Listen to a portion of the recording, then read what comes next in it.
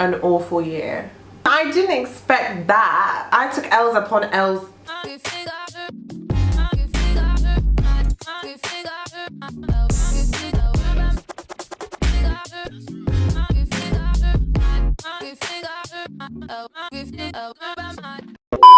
Hi friends, so welcome back to my channel. My English degree at Cambridge is done. It has come to an end, so I'm here to let you all know my final grade. So all of the exams for English are linear. Part 1 of Tripos is first and second year, and then part 2 is third year. In first year we sat something we call prelims, and I got a pass because it was pass fail, but I did get predicted 2-1, 2-2. And then in second year, we all know how my second year went. If you don't know how it went, you better click up here and catch yourself up. In second year, I finished with a 2-2. I was kind of glad for part 1 to be done. I didn't really enjoy it like that academically. And so I'll make a whole separate video about what it is like to study English at Cambridge. But I intermitted to try and sort out the pain that I have, that I experience. Unfortunately, I couldn't really get a clear diagnosis. I just had to like live with it. The thing about this injury is that it's so frustrating because it literally affects the things I need to use on a daily basis. And so that is my hands, but it's up into my arms, my back and my neck as well. I was then coming back to uni as a disabled student. In terms of my papers, I did 2 compulsory papers and then 1 optional paper. And then I did 1 optional dissertation and then 1 compulsory dissertation. The first compulsory paper is called Practical Criticism, and it's like the brainchild of this guy that taught at Cambridge called I.A. Richards, and like that whole method of deconstructing. Yeah, it's quite hard to explain.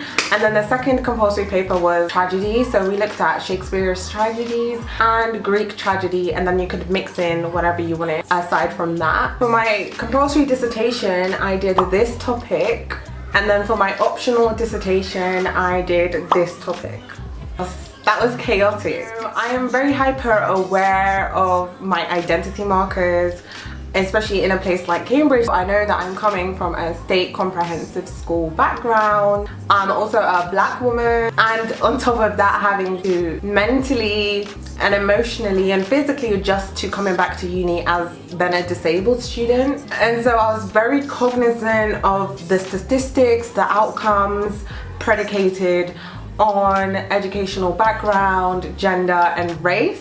Despite those identity markers, I am so proud that through my work I let those things show. I did this black, and that's what I wanted to come away with, whatever the grade may be. I remember Louise telling me, actually, whatever you do in third year, just make sure that it's what you want to do. Just leave university knowing that you said what you wanted to say. There was not a single paper I handed in where it wasn't blackety black. Studying things that I want to study. Obviously I did the post-colonial paper, and then you saw my dissertation topic, and then I wormed it into paper 1, and then paper 2, actually Beloved was my main focus, and I also looked at slavery. I got to look at black women, trans black women, throwing a bit of disability rights in there as well. I really got to look at the intersections of blackness across the diaspora throughout this year, throughout my studies. So enough of the preliminary chat. I think I've like caught you up to speed. Results day for us came like a week after everybody else. Everyone had had their grades, were able to just like breathe, but we were still like holding our breath. So they came out on the 5th of July, and I had kind of vlogged that day, so I will insert the footage here. Hi guys, look what happened to my thumb. It's so annoying. I am at the train station right now, and I am on my way to lunch. Here I am on my way. I'm taking Omar to the Shard. It's always been one of those things we've wanted to do. I know I'm gonna get a first, and what happens when you get a first is that you get £200, and I thought there's no one better to share this moment with than Omar, who has, I spilt coffee in my MacBook, my 2017 MacBook Pro, which my dad got for me because I spilled salt water in my other laptop. And this was when I had like my dissertations due, coming up to exams. And Omar had been using his MacBook, but he just got a new MacBook Pro 2020. And he literally gave me his brand new MacBook and was like, use this until you're done. He even let me use it far beyond. And so you need friends like this. This year has been so tough, and obviously we were locked down for most of it, so Omar was literally my neighbor right there with me through everything.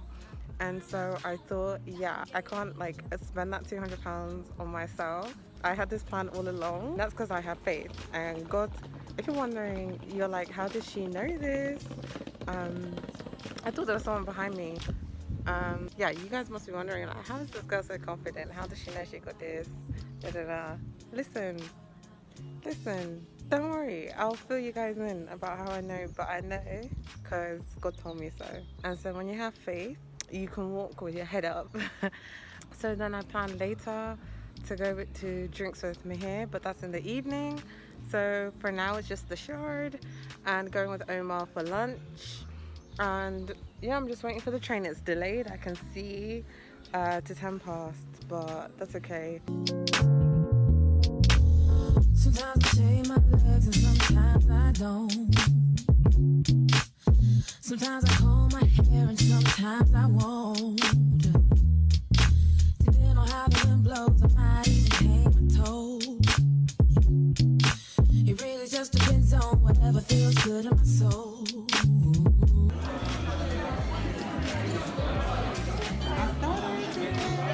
Come on. I can see St. Paul's behind you. We're never going back. We're never going back. That's cool. Enjoy. Thank you.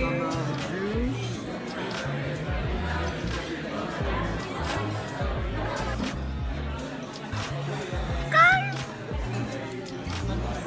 What? Congratulations to you. So I'm giving you a hug right now.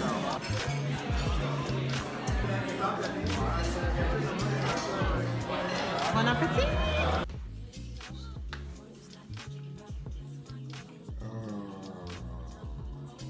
It's a first class. Thanks.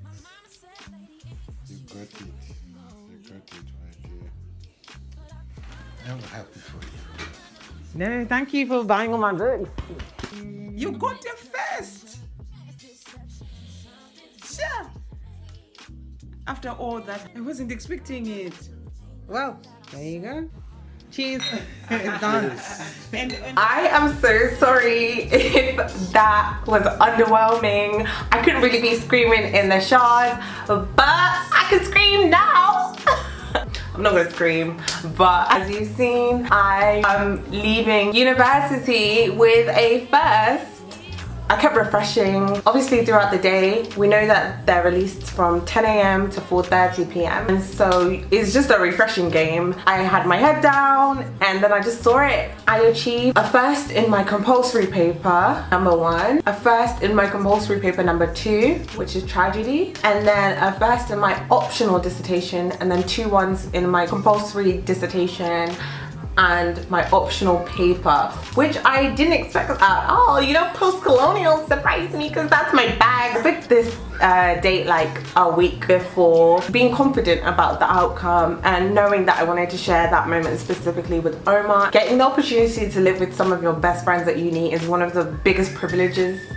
This is my Oscars moment, you know, I'm gonna take it because this is like so important to me, and so like Lemley Henry did when he was shouting out all those names. BBC, the ITV, the Channel 4, the Sky, all the audiences, the viewers at home, Comic Relief, Richard Curtis, Kevin Cahill, Dudley, Jamaica, everyone in my family, my daughter, my partner, and that bloke from the Halifax ads. These are the giants whose shoulders I stand on. Number 1 is God. This year was awful, so I couldn't have done it without God.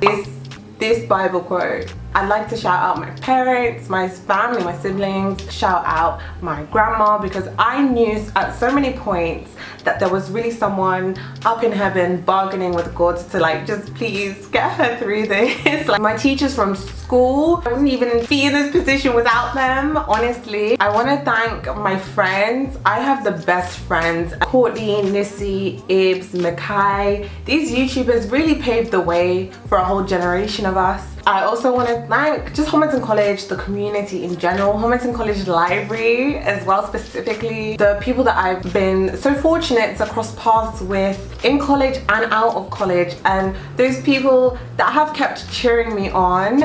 I knew that there were so many people rooting for me, giving me advice, and so that love definitely brought me so much comfort in my lowest lows this year. And last but not least, I have to thank you who is watching. Doesn't matter if you're a subscriber or not, but if you're not, you know what to do. I just want to thank anyone who's followed this journey by even just watching a video, clicking like or sharing a video, because really and truly documenting this experience and this journey, it has been my purpose. Even in my year out and throughout the year, I was thinking of the lovely comments. I know I haven't replied to some of them, but I see them all, and I'm just so grateful for every email, every DM on social media, the things that people have to say. I wish I could tell you all individually, but I just need you to recognize that, you know, without that, I wouldn't have the energy. This is my fuel. You've been there like supporting me and pushing me and reminding me why I do this, so thank you so much. I have to thank this community that we have here. And when I say thank you for watching, I'm not just saying it, like you guys watching, interacting, it has changed my life. And so was third year everything I wanted it to be? No. I know that this year was tough for us all. It's one thing to be a finalist at university, but to be a finalist at university with all 3 of your terms in a panny is something else. And so I just want to congratulate every single student as well that has made it through this, and well done. But you know, aside from dealing with the pandemic related disruption, I like took 3 months off of uni work because of an experience of, I guess, sexual violence that I went through at the end of Michaelmas term. That really, like, yeah guys, it messed me up. I took so much time off. Bless Omar, he'd always come check on me and be like, Chi, are you doing work? Because guys, this will all be explained. I go into detail about how I was throughout the year and throughout the terms, but I was not doing work. And so that's why it's so important to me to thank people, because I wouldn't have done it without the people just mentioned now. On top of coming back as a disabled student, it is very intimidating, it is very frustrating. I'm in pain all the time. In my exams, yeah, no, I had to do 90% of my exams in my bed, which is the same place I've been sleeping in, quarantining in. This year, also kind of sort of going through a breakup. Also, like 2 weeks before my dis deadlines were due, and bear in mind that in like March I switched the topic and I spilled coffee in my MacBook. The stress levels. Nearer to exam time, my closest friend, like their parent had passed away from COVID as well. Like a shocking news to receive at this time of year. And then also during exams, my first exam, I was doing my exam, the computer decided to crash during my exam. I hadn't saved my work. And then you can imagine the stress levels, and so I was feeling like my life is a movie. I took L's upon L's. When I looked at the work I'd done throughout the year, because of everything I'd gone through by exam season or leading up to it, you know, I could have really thrown in the towel or intermitted again. One of the reasons or points of this whole channel has always been not just solely focused on study work and academia, but on the fact that when you're a student, you know, there's life going on too. Life happens as you're a student, which is why it's important for me in this video to contextualize that, and without romanticizing struggle as well, because I know that there's a tendency to be like, this is everything I went through and this is how I rose to the top and this is how I I overcame struggle. My only hope by sharing transparently what I've been through throughout my time in this institution that again is so like cloaked, I guess. I share solidarity with those students going through tough times as well, and just sharing the message of not giving up. I had this big poster on my wall that I'll put here. I kept looking at that. This was the most chaotic year I've ever been through in my life. It was extraordinary, both in the good and the bad sense, but that was all matched by some of the most amazing news I could ever get in my life. It still hasn't sunk in. All I know is that I just feel so grateful and so blessed. I'll be like rolling out Cambridge related content. I want it out by the end of the year, hopefully, so I don't, you know, circle back to this topic. Feel free to recommend some topics that you'd like to see down below now that I've got time to put out some content. Thank you for watching, and I'll catch you soon. Bye. A misconception, mass deception, something's gotta change. Don't be offended, this is all my opinion. Ain't nothing that